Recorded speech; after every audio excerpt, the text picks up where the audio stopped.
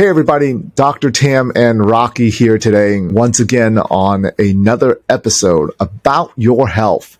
And today we are going to talk about fibromyalgia. We're going to cover what it is, why it happens, what are some of the common ways of treatment, and what are you able to do naturally to, number one, possibly prevent fibromyalgia?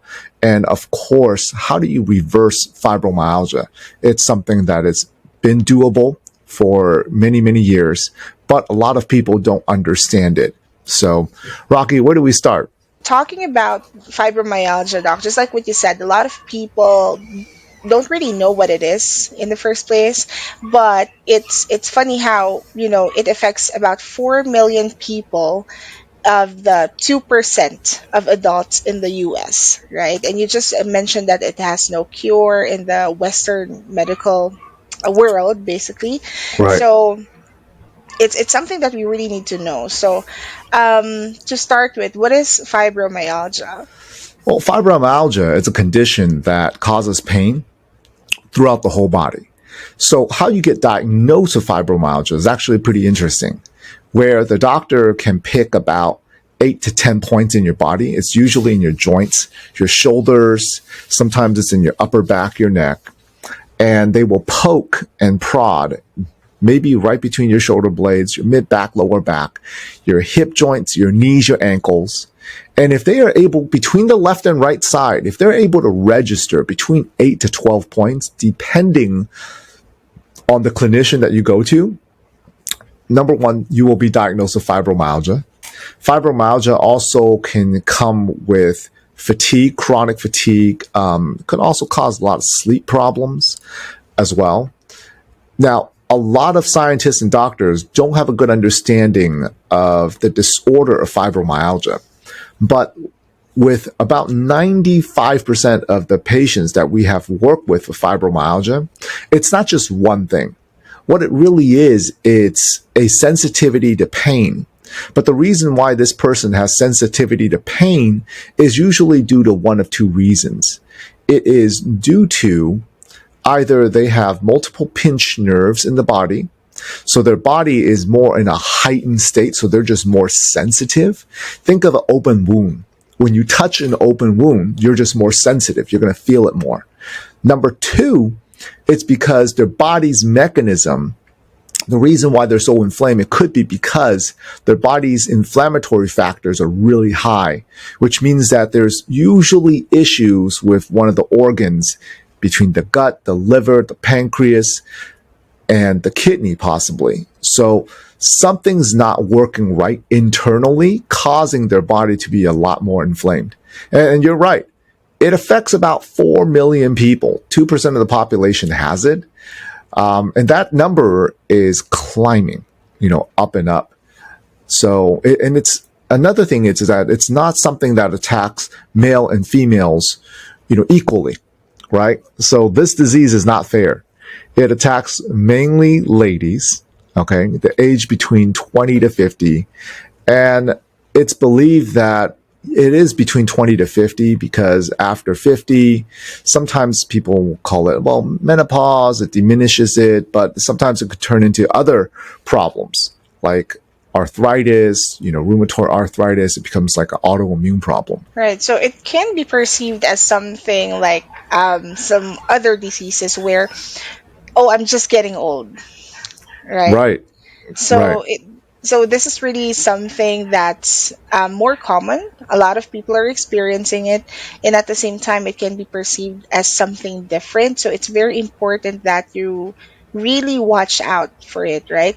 Let's talk about the signs and the symptoms, doc. So you mentioned that you're going to be more sensitive to pain, but what other things can indicate that, hey, it's not just growing old, but it's actually fibromyalgia? Well, when you look at fibromyalgia, and the truth behind it is pain and allows you to be more, well, it causes you to be more sensitive to pain.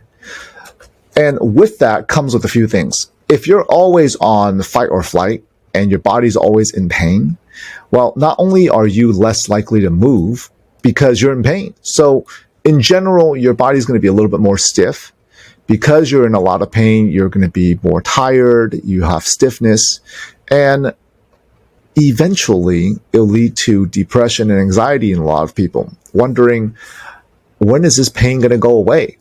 Right? Now we're being sold on medications because we want the medications to get rid of the pain, to get rid of the depression, the anxiety, and we end up with a lot of other side problems from this fibromyalgia.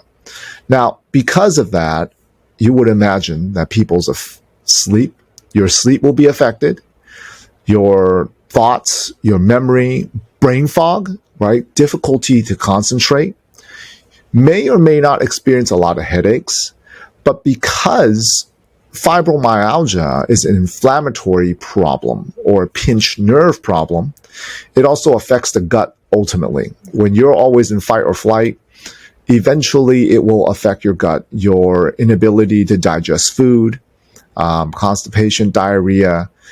So those are some of the signs and symptoms. Now, when it gets bad enough, if it is going to be a pinched nerve, ultimately you'll experience shoulder pain, not only just in the joints, but all along the muscle belly and the muscles as well. And eventually tingling in the fingers and hands, sometimes even numbness is what you could be experiencing. Right. So really, it does it have like a specific symptom only to fibromyalgia?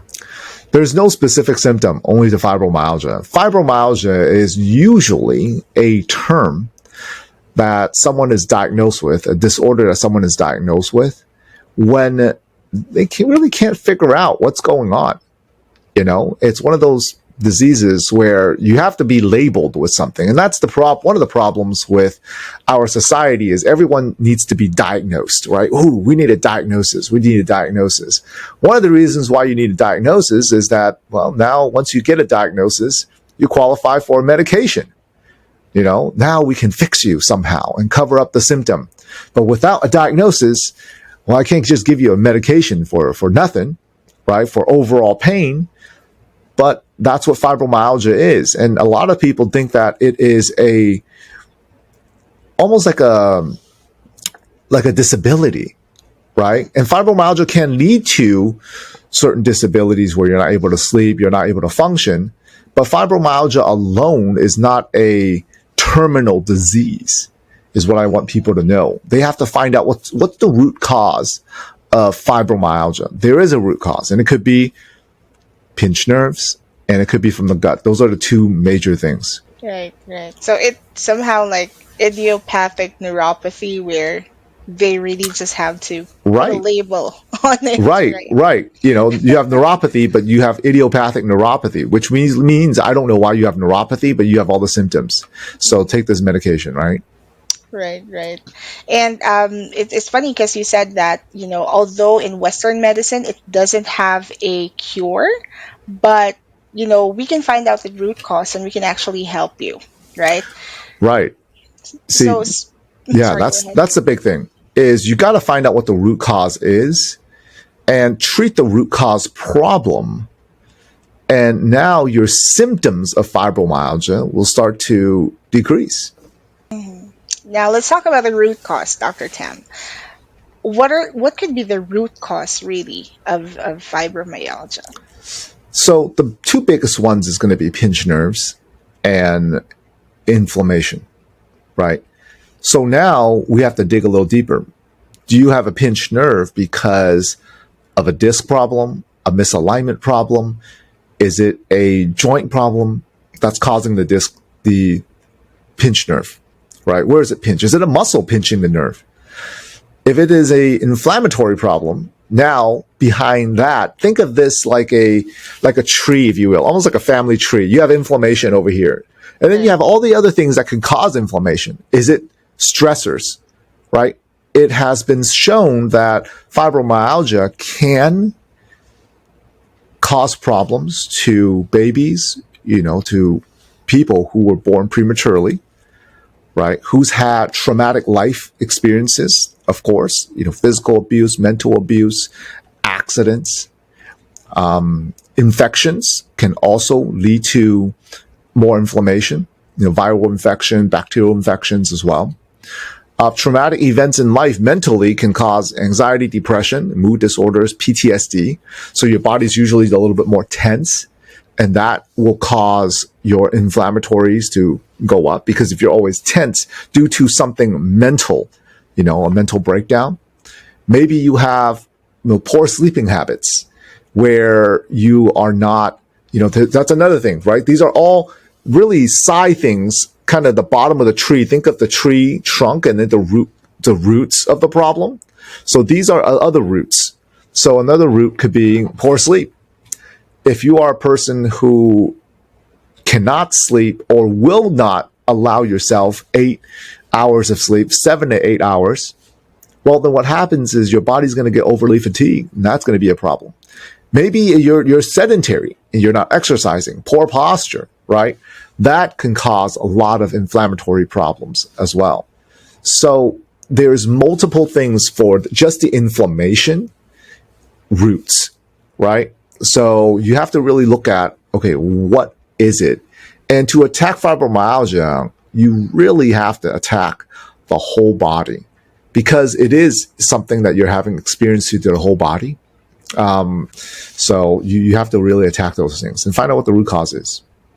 Right, right. Okay. So, based on the root causes that you mentioned, Dr. Tam, so is it safe to say that fibromyalgia is could be caused by your lifestyle itself rather than it being, hereditary or genetic? Oh, absolutely, 100%. Because fibromyalgia is a disorder. It's not something that can just be like, hey, this is you inherited a You're disease. born There's with no it, right? gene for fibromyalgia, right? So it's definitely not something that's easily just hereditary. Mhm. Right. Okay. Now, what could we do to, reverse the symptoms or relieve your pain as far as fibromyalgia is concerned? What are the treatments Yeah, that so people the, can the, do? the treatments really have to depend on what the root cause is, right? We got the two roots. You got the two trunks, if you will. The first trunk is that tree trunk of pinched nerves. And the tree trunk of pinched nerves, if that is the case, now what you have to do is look at, okay, if it is coming from pinched nerves, where am I going to look? Is it going to be the back? Is it the neck? What part of the tree trunk are you going to be looking at? And is it a disc problem? Is it something else possibly? Right? So you have to look at where it's coming from first. Now, then again, if it becomes a problem of maybe let's just say it becomes your legs, right? Your knee joint. Is it arthritis? Is it rheumatoid arthritis in the knee? Do we have to attack that? Right? Now, let's talk about the trunk of the inflammation.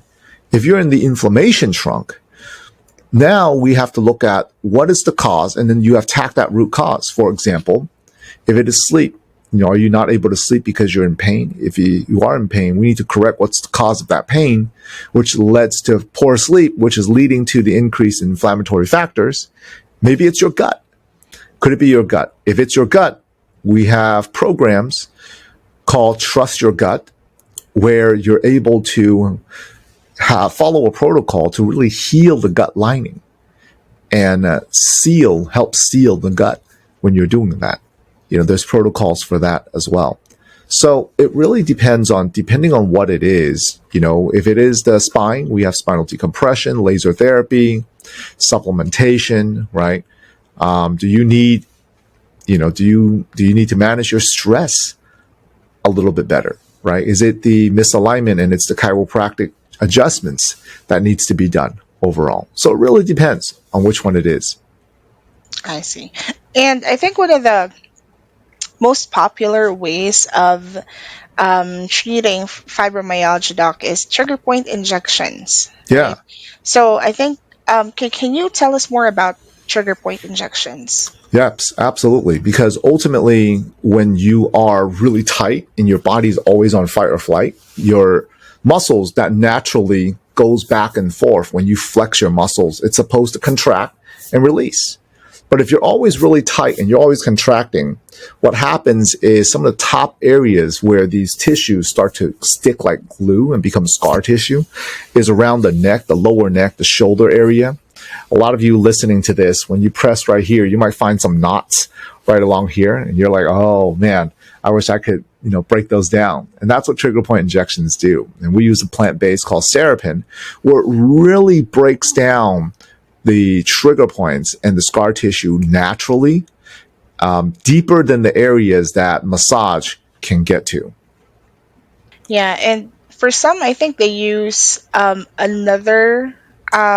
Is it Licodyne or Oh yeah, they use steroids. Some steroids? people Yeah. some people use steroids, and steroids actually breaks down the muscles and joints even worse. So although it can break down the scar tissue, but you're causing lack of blood flow problems and even more prolonged inflammation to your joints, and it breaks down the ligaments as well. That's why we use Serapin, because Serapin is a lot more natural. It's actually derived from the pitcher plant from South America, 100% safe, at least 99.9% safe, I should say. Nothing is 100%, right?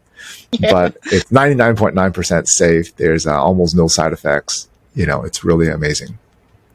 All right. Okay, great. So just in case Dr. Tam, they would like to, get checked or try the trigger Yeah. point injections, where can they find us? Well, they find us on, just give us a call, right? To give us a call, and we can put our number below so you don't have to remember it.